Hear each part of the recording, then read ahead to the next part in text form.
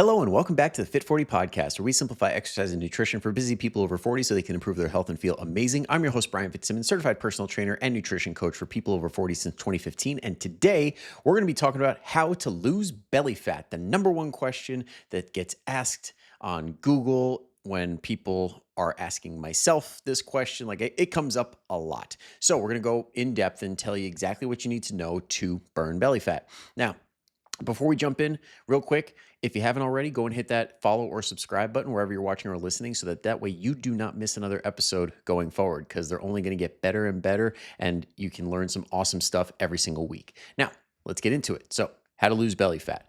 Let's first get these things out of the way in the beginning, the things that will not help, the things that have a long list of people who have tried these things and have had no success whatsoever. Okay. Number one is tons of random supplements. Okay. Things like fat burners, things like these GLP-1 mimicking things, or the cortisol support supplements. All this crap just does not work outside of a calorie deficit, which we're going to get into in a second. But basically, if you don't check all of the boxes that actually get the job done, then these things don't work. And then when you do include them in the plan, it makes like 1% of 1% difference. It does not do anything really. And it doesn't justify the price tag. Same with things like vibrating exercise equipment. They're like, oh, if you just shake this spot, it loosens up the belly fat and you lose it. No, it doesn't. Your body doesn't work that way. And another thing, honorable mention, cryotherapy, because I know that that's one of those things that they sometimes include in their benefits. And that's an acute effect where you will see fat cells shrink, but then guess what? You're no longer cold, and all of a sudden they respawn and they come back the exact same size 30 minutes later. So unless you're doing some sort of photo shoot or something like that's like right after, it's pointless. All right. So let's talk about some common problems that people have when it comes to burning belly fat, because many people will get stuck in that zone of, I feel like I'm doing everything right and I just can't see results. Something must be wrong with me. And honestly, it's totally valid given the things that you're seeing over and over and over again. Like, oh, it's cortisol. Oh, it's like menopause. It's all these different things that it could be. And for some people, yes, that is totally true. But for the overwhelming majority, when it comes to the hormonal question, it just isn't what's getting in your way, or it's something that's within your control that we can improve upon. Now, I want to share a story about one of my clients, Julie, who I'm super proud of. She's come such a long way. But in the beginning, we were having a lot of trouble getting her footing and getting that momentum going. We're trying everything that we possibly can to burn belly fat, to burn some inches off, and to lose weight and all these things. And we're trying everything. We're tracking every little thing. We're doing all the workouts. We're trying intermittent fasting. We're trying doing, what else did we try? We tried eliminating certain food groups and tried all these different methods, because I'm like, something's gotta work. And then I started wondering, maybe it is something hormonal. And then goes to the doc, there's nothing going on. And we pretty much checked every box we could possibly check. But I'm like, you know what? I'm kind of against this. At that time I'm against meal plans, but I'm like, you know what? This is a last ditch effort. I'm going to literally give you these foods to pick from, these meals, and you can only eat this. And I calculated everything to make sure that she is in a calorie deficit and that the numbers match up. And I'm like, you cannot stray from this meal plan at all, and you must eat this. And guess what? We started losing body fat, inches starting coming off, and then she was off to the races and she's crushing it right now. Now, that is all to say that when the numbers add up, things happen. And this, unfortunately, is due to like this situation where you feel like you're in that position where you can't see any progress and nothing's going right, is usually due to the fact that we underestimate our intake by a lot. Okay. When people estimate how many calories they consume, it's usually off by about 20 to 40%. So if somebody's consuming, say, 2,000 calories, that could be off by 400 to 800 calories. And that's enough to knock somebody out of a deficit, to keep them stuck and possibly even gain weight. So you need the calorie deficit. That is the number one thing, because if you are not in a calorie deficit, your body has no reason to pull from your fat stores. Your body's like, hey, I got all the energy in the world. What do I need to start burning fat for? We're good. There's plenty of fuel coming in. So you need to eat less calories than you burn. Okay. And when you do that, it will pull from your fat stores, but also you want to be careful because along with that, it will pull from your lean body mass, that other stuff, that other things in your body that make up your body weight that are not body fat, things like muscle, bone, things like that. And we want to make sure that we maintain that through strength training and protein and making sure that we're not going way too low on calories. And if you do that correctly, you lose about a pound to 1% of your body weight per week. So if you're 200 pounds, that would be up to like 2 pounds a week. And for some people, it's like, oh, that's so slow. But guess what? That's how you burn body fat. You don't just sacrifice a ton of lean body mass chasing a number on the scale. Okay. Other factors that will affect you losing it in the belly versus other areas are number one, sleep. If you want the ultimate hormone regulator, look at your sleep. If it's shitty, you can pretty much assume your hormones are not in a place that is going to be conducive to burning body fat versus in other areas. And it's going to make the whole process even harder because of what it does to your brain and other things like that. Same goes for stress. If you are stressed out beyond belief and you're overcommitting yourself to a bunch of things and we don't know how to say no to things and we don't know how to create healthy boundaries, that stuff can add up and make this whole process harder, borderline impossible. Alcohol consumption. If you are consuming alcohol, you are more predisposed to holding body fat in your belly in that midsection. You might see this in extreme examples, like with people who are alcoholics and things like that, where their other limbs are relatively skinny and then they hold it all in their belly. Now, that's a lot of fluid, which is not good, but also there is a lot of visceral body fat in there as well. And that's the key thing, that visceral body fat that is around our organs that's meant to protect them, but in excess amounts can do harm to your health. We want to reduce that visceral fat by improving our sleep, by reducing our stress if we can, or managing it to the best of our ability, and limiting or even eliminating alcohol consumption. Because when we do that, it puts your hormones in a place where you are more likely to burn from that area. And it also helps improve the behaviors that support the adherence to this plan. Like if you are sticking to these calories, it will be substantially easier if you're able to get these things under control. Okay, so how do you calculate a calorie deficit? It's like, how do we find out this magic number? Well, let me tell you right now, it's a floating target. It's not a precise target. Like if you're off by 10 calories one day, you didn't totally ruin your progress. And there's a lot of different things that factor in that are not exact. The key is to get yourself in the ballpark more times than not. And then you will see progress when you zoom out and look at the whole picture over like a month instead of day to day. So that being said, you need to take whatever your total daily energy expenditure is and then subtract about 500 calories because, again, this is not exact and there are people that disprove this, but at the end of the day, it kind of gets most people in the ballpark. When you take away 500 calories from your TDEE, which is your total daily energy expenditure, then that should result in about 1 pound of fat because in a week, 7 days, 500 calories, 3,500 calories is what about 1 pound of fat is equal to. All right. Now, there's 4 ways that you burn calories. Number 1 is your basal metabolic rate. That's literally just how much you live or how much you burn by living. Like if you laid in bed all day, that's the calories you would burn. Non-exercise activity, that is just doing things that are not standardized exercise. Movements like me talking with my hands right now, or walking from your car to your work, or things like that that are not like, oh, I'm going to the gym or, oh, I'm doing this class. Okay.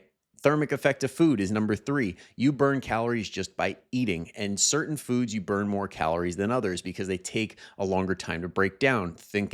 We're thinking things like protein and fiber, things like that will take longer and burn more calories. And then there's exercise, obviously. Now, I put those in a specific order because that is kind of the order of which ones burn the most. So your basal metabolic rate just is based on your body size and your muscle mass. That will burn the most calories throughout the day. Then non-exercise activity will burn the second most. Thermic effect of food and exercise can kind of go 1 and 2 depending on how much you exercise. But regardless, those 2 are the smallest. So don't try and outwork a bad diet. If you want to catch an example or an episode that goes in detail, I think I did 2 episodes back. So you can get a full explanation on that. Now, if you don't want to do all the calculations yourself, luckily we live right now in 2026. There's plenty of resources at our disposal, like tdeecalculator.net. So that's T as in talk, D as in day, E as in energy, E as in energy, calculator.net. You just do that, it'll give you your numbers and you'll be good to go. Or if you want an even simpler equation, just take your goal weight and times it by 10. So if you want to be 150, eat 100 or 1500 calories, and that'll get you in the ballpark. But the key is that's just to get you in a place where it should result in getting the results that you want. But you really need to see that what happens with your body, because sometimes people will lose too fast and you got to start bumping those calories up so you're not taking away from lean body mass, which will make the whole process harder and reduce the chances of you keeping your results. And then there's people that won't lose at all, and then you might have to take calories away. Or for most people, you got to take a look at how accurate you're actually being. Are you weighing everything on a scale? Are you eating out a lot? And we know restaurants are not reliable when it comes to providing accurate calories, and you're probably eating more than you think you are. So these are questions that need to be asked. And this is also why having a coach in your corner can help. And then also, we want to take care of the things that could possibly get in the way of us adhering to the plan, because the calories will always get messed up by outside factors. It's usually not, oh, I'm eating this many calories and nothing's happening. It's all these other things are getting in the way. Like, number one, babies and kids. If babies and kids are messing up your sleep, they're messing up your schedule throughout the day, they're leaving you stressed out. The last thing you want to do is type in, oh, I had 50 grams of Cheerios and then I had a half chicken McNugget that they left on their plate. Okay, this stuff does not make it easier, but it's something to be aware of. Next is work. Does work provide you with a schedule that's conducive to exercising, to cooking healthy meals for yourself, or just having some sort of time where you can focus on all of these things? Next is menopause and andropause. Okay. As people get older, the ladies get to that point where they hit menopause. Men have their own version of that, andropause. And when your hormones are off, you feel shittier. And when you feel shitty, you usually eat shitty, and that gets you away from doing what we need to do. Next is rituals. We have these things that we do throughout the day. Like, I know for me, my vice, I have my energy drinks here, and it's tough to pull the binky away, okay, for lack of a better term. And these can get in the way because it's just something that we do. It's this mental, like almost unconscious thing that we do, and it's just a comfort thing. And we might need to bust through those rituals and break them and re-establish a new ritual that'll help us get closer to where we want to go. Next is environment. So this could be home, this could be work, could be anywhere else where it's like, it's just not supportive. I'm talking like candy in the office, or you always buy these certain treats that your kids love that you can't stop eating. And now we're in a place where it's like, we're surrounded by all these things that are making it impossible for us to do what we got to do. Social calendar. If we're always going to parties and we're always going on vacation and we have no time to actually establish good habits and learn the skills that are required to eat properly, and we can never get the momentum, then it's just never going to happen. You might need to take a season of boredom. Like, there might need to be a time where you're like, listen, okay, I'm going to go all in on this. I got nothing on my schedule, and this is where I'm going to learn how to do the things I need to do. Because this is one of those things I see happen a lot where it's like, okay, we're doing great for 2 weeks and a vacation. Okay. All right. You're back. Cool. Awesome. And we've got 2 parties this weekend. It's like, okay, so what are we expecting here? You can't have your cake and eat it too in that way, or you can't have the expectations of losing consistently and seeing the same results as somebody who doesn't have that type of schedule, or has that schedule but makes the sacrifices, like maybe not eating or drinking anything at the place and just eating your meal beforehand and being there with a water in your hand, or a Fresca or a diet soda, and doing it that way. So there's strategies that you can use when you're doing this stuff. Or if you're on vacation, like making sure that you go on a vacation with a destination that has a gym. There are some people that do that literally check out the gym situation before they go, and making sure that it has healthy options so you can get grilled chicken or shrimp or steak, and maybe you utilize something like intermittent fasting. Like, there are strategies that you can use to make it work around those things. But if you're constantly changing things up and messing with your schedule, it's really hard to learn the skills that you need to learn. And then there's convenience or lack of prep. A lot of times the healthy choice is not the easy choice. And when you can flip that and make it the easy choice by meal prepping, by buying things that are already pre-cut and all these other things that make the job easier to do what you got to do, it will make it so that you are in a position that you can crush it. You can get that chicken and salad in your fridge without having to think about it. It's like, oh, it's already there. This is faster than if I was going to order something or run out and grab something. And I'll just go with the convenient option, which is now the healthy option. Okay. And this, when I was putting this section together, it made me think of a quote that I keep hearing from one of my mentors, Andy McCloy. He said, "A problem well defined is half solved." And that couldn't be more true. When you know what the issue is that keeps getting in your way, and you know, hey, this is the thing I got to focus on to figure out, then you may even just solve it right then and there as far as the action plan. And then all you have to do is take action and do the thing, and then you fixed it. But it's impossible to fix a solution or fix a problem that you don't know the solution to, or you're not even aware of in the first place. Like, you don't know what you don't know. So that awareness is key, which brings me to the final section, which is the solutions for all these things. How the heck are we going to do what I just said so they can burn the belly fat and get the results that you want? Well, number one is what I just said. Address what's getting in the way, because that's going to get in the way of the most important thing, which is adherence. You can have all the perfect numbers, you can have the perfect plan. If you don't execute it consistently, not just during the week, not just when you're feeling good, like every damn day, and I shouldn't say every day, 90% or better, which is like you get 3 days out of the month where you can go a little bit off plan. But if you can't get that, then nothing's going to work. Okay. You need to adhere to the plan. And also, special note, if you do have concerns about your hormonal health and you think that is getting in the way, see your doctor, see an endocrinologist, figure out, hey, do you have Addison's, Cushing's, or any of these legitimate things that can really get in the way? Or like if you're at that stage of life of menopause or andropause, like hormone replacement therapy, like talk about those things with a medical professional. Don't go on Instagram or Facebook and listen to these people that act like they know what they're talking about, that have no idea what they're actually talking about. Go to somebody who's a licensed medical professional, please. Then once we're in that spot where it's like, okay, we can do the damn thing, track your food. There is no better way to understand where you are nutritionally than if you just track your food. And these apps provide tons of amazing information when you do that. They can tell you, oh, you have this much protein. You got to pick your protein up. You have this much fiber or this much saturated fat or all these other things. And it helps you get a really good snapshot of your nutritional health.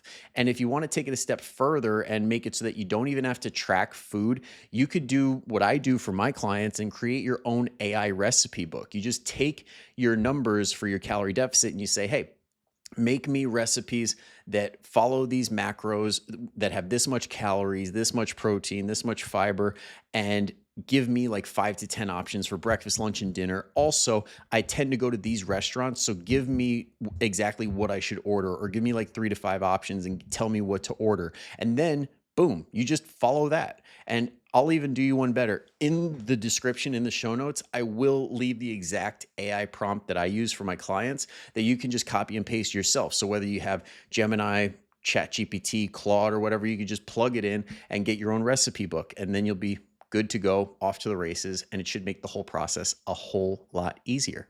So yeah, go ahead and check it out. Give it a try. Put your recipe book together. Let me know how you like it. And I'll see you in the next episode. Thanks. Bye.